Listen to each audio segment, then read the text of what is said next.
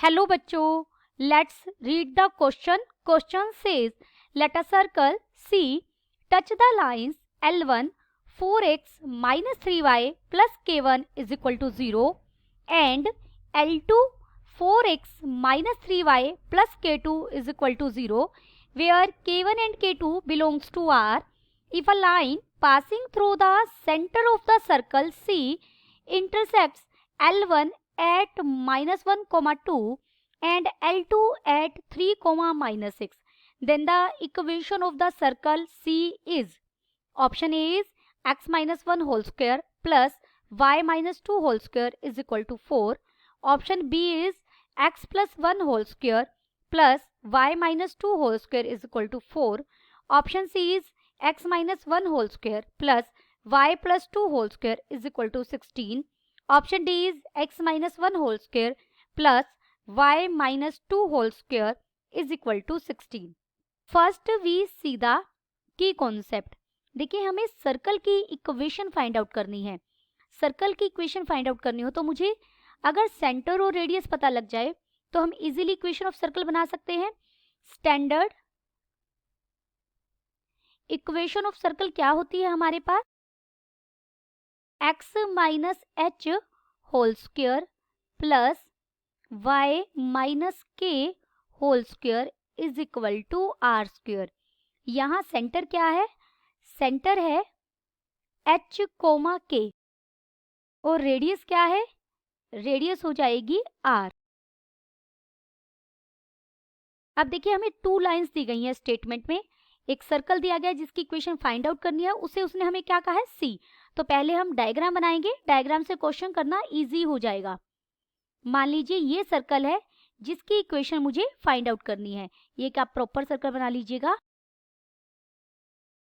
हमें two lines दी गई हैं L1.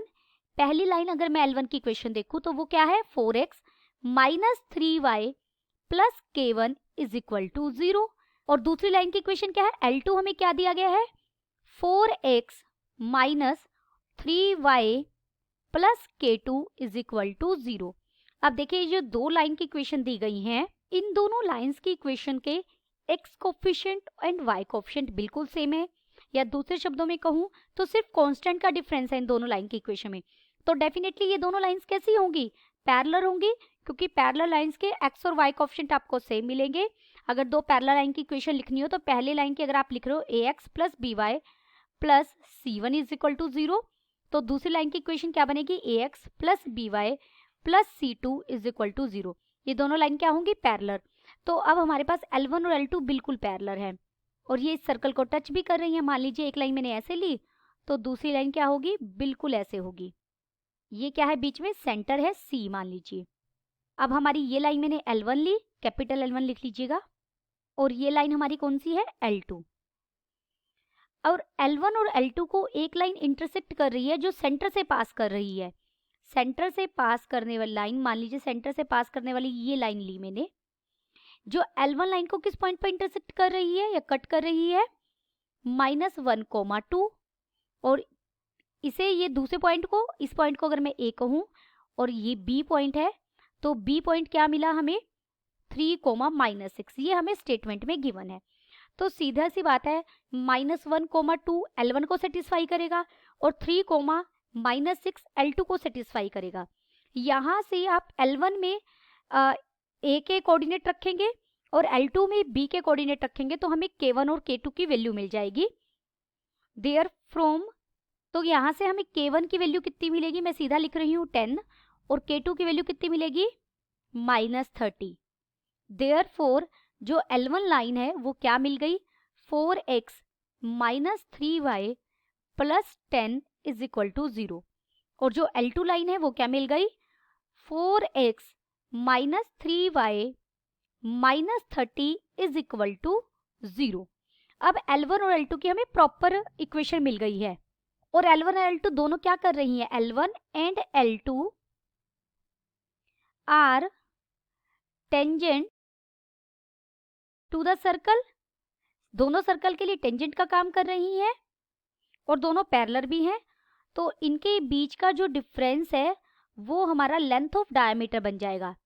लेंथ ऑफ डायमीटर, हमें पता है लेंथ ऑफ डायमीटर 2r, यानी रेडियस, अगर मैं रेडियस को r कह रही हूं तो डायमीटर क्या हो जाएगा 2r हो जाएगा, is equal to mod of, इन दोनों के बीच का डिस्टेंस आपने निकालना है जो लेंथ का काम कर रहा है। देखिए यहां से आप समझ सकते हैं, ये बिल्कुल सीधा जो डिस्टेंस आएगा ये मैं फाइंड आउट करूँ, जिस पॉइंट पर ये मीट करेगा ना आप वहीं से लेंगे, ये बिल्कुल सीधी ये डिस्टेंस डायमीटर का काम करेगा। और ये डिस्टेंस हम कैसे फाइंड आउट करेंगे, 10 माइनस -30 +30 हो जाएगा, एंड डिवाइडेड बाय, मोड के अंदर आएगा ये स्क्वायर रूट ऑफ 4 का स्क्वायर, यानी x का कोफिशिएंट 60 का स्क्वायर हो जाएगा, प्लस y के कोफिशिएंट का स्क्वायर यानी 9 हो जाएगा।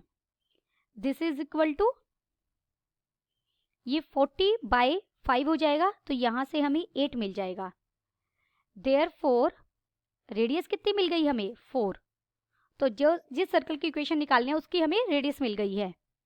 सेंटर, सेंटर क्या होगा, centre is the mid point of A B. देखिए ए के कोऑर्डिनेट्स क्या हैं, ए के कोऑर्डिनेट थे -1, 2, एंड बी के कोऑर्डिनेट क्या है, बी के कोऑर्डिनेट है 3, -6। देयरफॉर सेंटर यानी सी क्या है, मिड पॉइंट है ए बी का, mid point of A B क्या हो जाएगा, हमने मिड पॉइंट फाइंड आउट करने का फॉर्मूला यूज किया, दोनों एक्स कोऑर्डिनेट्स को ऐड कर दीजिए और divided by 2, comma Y coordinates को ऐड कर दीजिए डिवाइडेड बाय 2, तो डेट इज हमें क्या क्या मिल गए, दिस इज इक्वल टू 1, -2। अब हमें सेंटर भी पता लग गया, रेडियस भी पता लग गई। Therefore equation of required circle is क्या हो जाएगी, x माइनस सेंटर क्या है 1, तो x -1 का स्क्वायर प्लस y -2 +2 हो जाएगा का square is equal to radius का स्क्वायर यानी 16। देयरफॉर हमारा ऑप्शन कौन सा सही हो गया, ऑप्शन सी इज करेक्ट।